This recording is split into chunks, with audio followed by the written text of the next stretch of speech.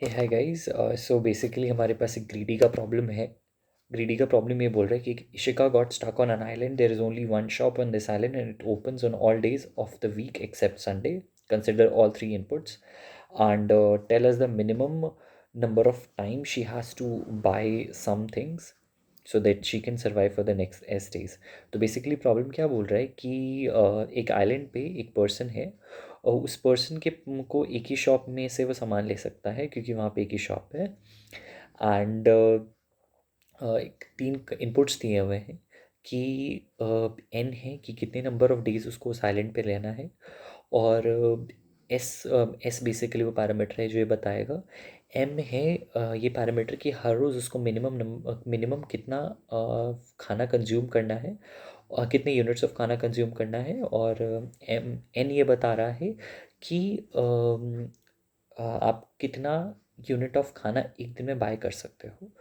तो N basically कितना unit of खाना आप बाय कर सकते हो, एम कितना मिनिमम यूनिट आपको खाना ही खाना है सर्वाइवल के लिए हर रोज़, और एस बेसिकली आपको कितने दिन रहना है वहाँ पे। तो ये बता रहा है, और अब हम लोग को ये बताना है कि मिनिमम कितनी टाइम उसको खाना ख़रीदना पड़ेगा, कितने टाइम उसको खाना ख़रीदना पड़ेगा ताकि वो सरवाइव कर जाए। इसका मिनिमम नंबर बताना है कि मिनिमम नंबर ऑफ़ टाइम कितनी बार आपको वो खाना ख़रीदना पड़ेगा। सो बेसिकली प्रॉब्लम कहीं न कहीं बहुत स्ट्रेट फॉरवर्ड बोल रही है कि ग्रीडी लगेगा। हम लोग को ये चेक करना है कि क्या, पहले हम लोग को ये चेक करना है कि क्या ये पॉसिबल है भी या नहीं कि इस रेशो में कि उसको हर रोज़ इतना खाना चाहिए और एक दिन में वो इतना ही खाना खरीद सकता है। तो इस उसका पहले एक रेशो चेक करके ये हम लोग समझ सकते हैं दैट कि सर्वाइवल रेट पहले चेक करना है कि सर्वाइव कर भी पाएगा नहीं कर पाएगा। और फिर उसके बाद इस क्वेश्चन में एक कैच ये है, कैच नहीं, एक कंस्ट्रेंट ये है कि आप मंडे से स्टार्ट करेंगे, आप मंडे से रहना वापस स्टार्ट करें, मंडे को भी खाना खरीदना होगा, मंडे से स्टार्ट करेंगे। और एक प्रॉब्लम ये है कि आप संडे को खाना नहीं खरीद सकते। सो एक वो भी एक प्रॉब्लम है। तो हम लोग इसमें क्या करेंगे, एक अंडरस्टैंडिंग बनाते हैं कि हम लोग को ये पता है कि हम लोग को पहले ये चेक करना है कि सर्वाइवल हो भी पाएगा या नहीं हो पाएगा। तो जो हम मुझे एन दिया हुआ है, एन बेसिकली हर रोज़ मैं मैक्स इतना खाना खरीद सकता हूँ, और एम बेसिकली है कि मुझे मिनिमम इतना खाना तो चाहिए ही। तो मैंने क्या किया, मंडे से लेकर सैटरडे तक हर रोज़ मान लो खाना खरीद लिया। तो दैट इज़ मैंने क्या किया, मंडे से लेकर सैटरडे तक खाना हर रोज़ खरीद लिया।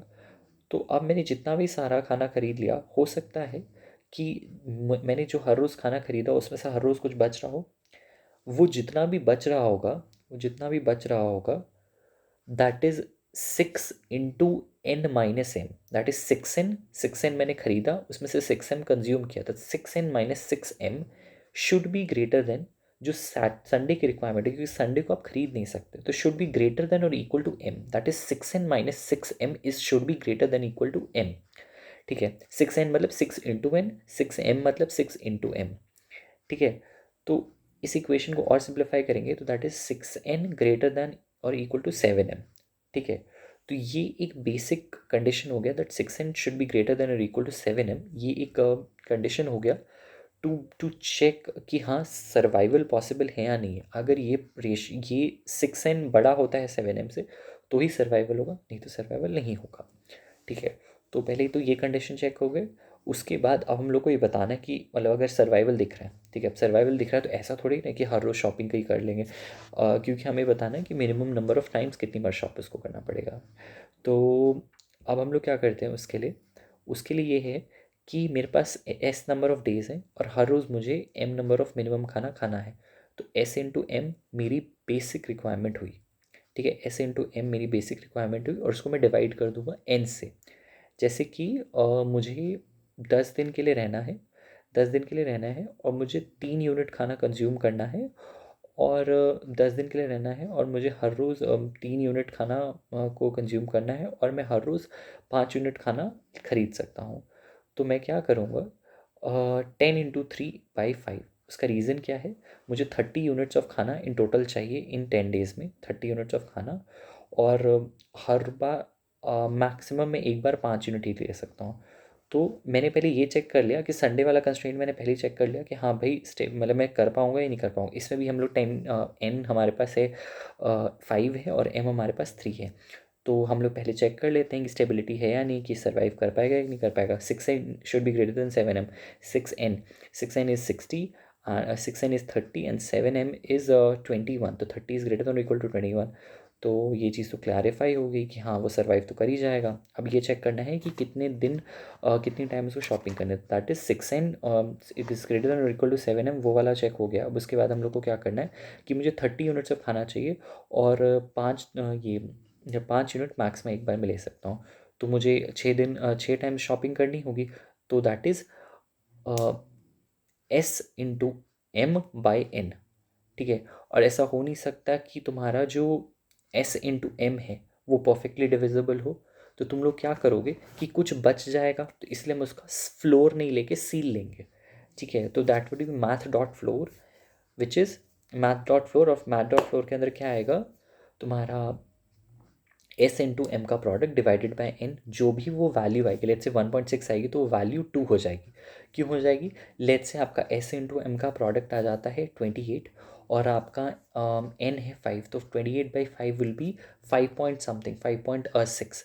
ठीक है, 5.6। तो उसको 6 बना देंगे क्योंकि उसको छठी बार भी शॉपिंग करनी पड़ेगी। हाँ, छठी बार में कुछ सामान बच जाएगा, नो डाउट बचेगा, लेकिन उसको शॉपिंग तो करनी पड़ेगी ताकि उसका मिनिमम कंप्लीट हो।